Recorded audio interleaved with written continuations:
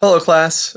This is a quick model of cause and effect from our story of Life in the Woods. And I like to use cause and effect when I read because whenever something happens in a story, we need to make sense of what caused it and understand its effect on the story. So the first thing you see here is it says a cause is an event or action that makes something else happen. The effect is what happens as the result of the cause. Understanding cause and effect will help you understand how and why things happen.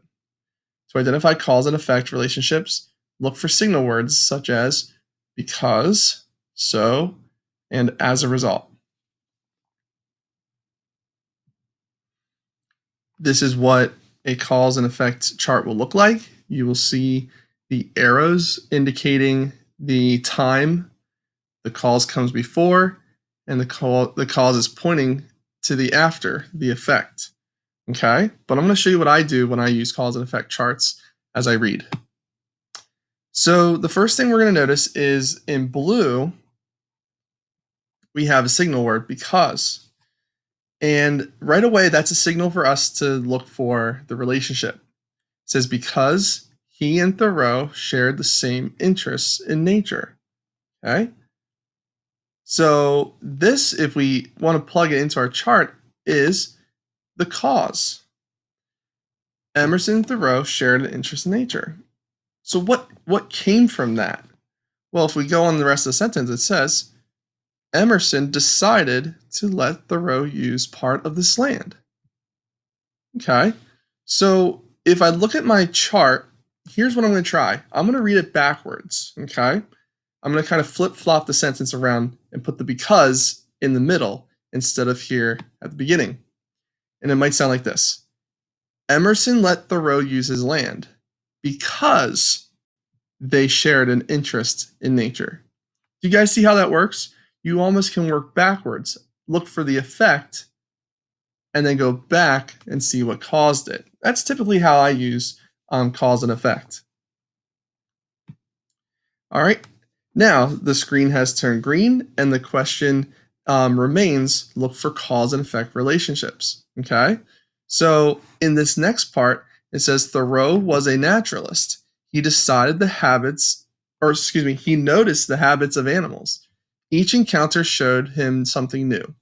One afternoon, Thoreau tried to get a close look at a loon, but the bird quickly dove into the pond. He knew loons could travel long distances underwater, so he guessed where it would come up. But every time Thoreau paddled to one spot, the loon came up somewhere else and let out a call, a howling call. What a silly loon, Thoreau thought. But after a while, Thoreau felt as though the bird was laughing at him because he still could not catch up to it. So, in this part of the story, we want to look for things happening and understanding why they're happening. The first thing I notice is that he's trying to catch up to the bird, and the bird keeps swooping and going under the water. That to me has some cause and effect. Can we stop and think why does the loon go under the water? Or can I think why is the loon making his silly howling call? And that could go into my cause and effect as I make sense of this part of the story.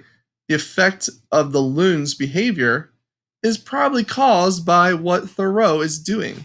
It's almost like they're having an interaction where the bird is either scared of or being suspicious of Thoreau and doing what animals typically do, and that's retreating or trying to escape from him. All right. So this is all about looking for those relationships between different actions in the story and how an action can cause other things to happen.